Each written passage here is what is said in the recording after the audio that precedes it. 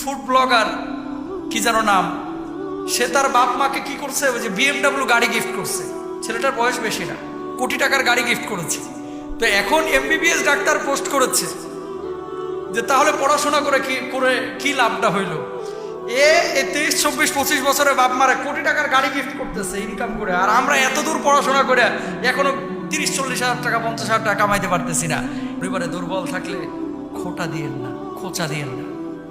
অনেক দুর্বল সবল হতে কিন্তু সময় লাগে না, সব সময় একরকম থাকে না, পরিবর্তন হইতে কিন্তু বেশি সময় লাগে না।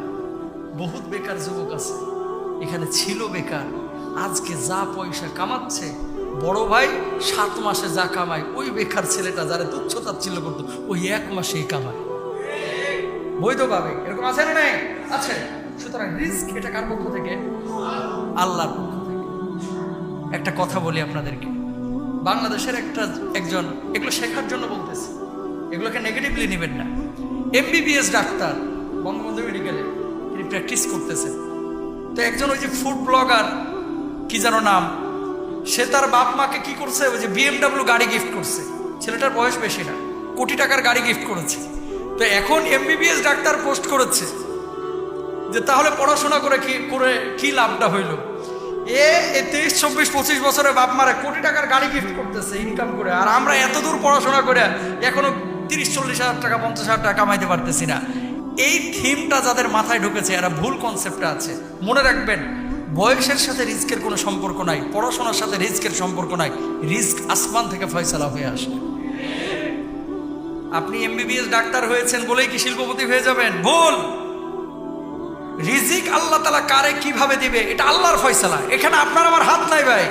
পড়াশোনার সাথে রিস্কের কোনো সম্পর্ক নাই। রিস্কের জন্য আর রিস্ক মাকসুমুন, আল্লাহর কাছে দোয়া করেন, আল্লাহ রিস্কের ফয়সালা তো আসমানে হয়, তুমি আসমান থেকে আমার জন্য কল্যাণকর ফয়সালা করো, আমার রিস্কের উত্তম ফয়সালা করো, ইনশাআল্লাহ বলেন না? জোরে বলেন আমিন। এইভাবে আল্লাহর কাছে দোয়া করবেন, তাহলে সেটা কাজে লাগবে। মানুষ এগুলো বুঝে না, মানুষ খালি হা হতাশ করে। সুতরাং প্রিয় ভাইরা আমার, যেখান থেকে কথা বলছিলাম যে দুর্বল যদি পরিবারের কেউ থাকে তাকে তুচ্ছ তাচ্ছিল্য না, তাকে টেক কেয়ার করেন, আল্লাহ তাআলা কোনো না কোনো দিক থেকে পুষিয়ে দেবেন ইনশাআল্লাহ তাআলা। বউ যদি দুর্বল থাকে, শ্বশুর শাশুড়ি দুর্বল থাকে, এদেরকেও দেখভাল করবেন, সবাই বলেন ইনশাআল্লাহ। রাসূল আকরাম সাল্লাল্লাহু আলাইহি ওয়াসাল্লাম বলছেন, তোমার ভাগ্য ভালো, তুমি যে ভাগ্যবান বোঝার কোনো আলামত আছে কিনা, উপায় আছে কিনা? আপনি যে ভাগ্যবান বোঝার কোনো আলামত আছে কিনা?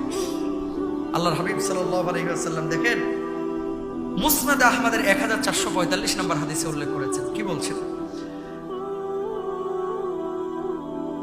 1 নম্বর, আল মারআতুস সালিহা, আপনি ভাগ্যবান কিনা বোঝার উপায় হচ্ছে যে আপনার ভালো একজন স্ত্রী আছে কিনা। 2 নম্বর, আল্লাহ রাসূল বলছেন ওয়াল মাসকানুস সালিহ, ভালো একটা বাসস্থান আছে কিনা।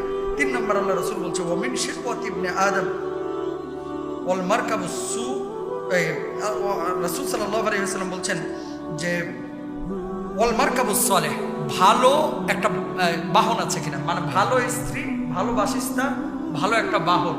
BMW গাড়ি হতে হবে জরুরি না,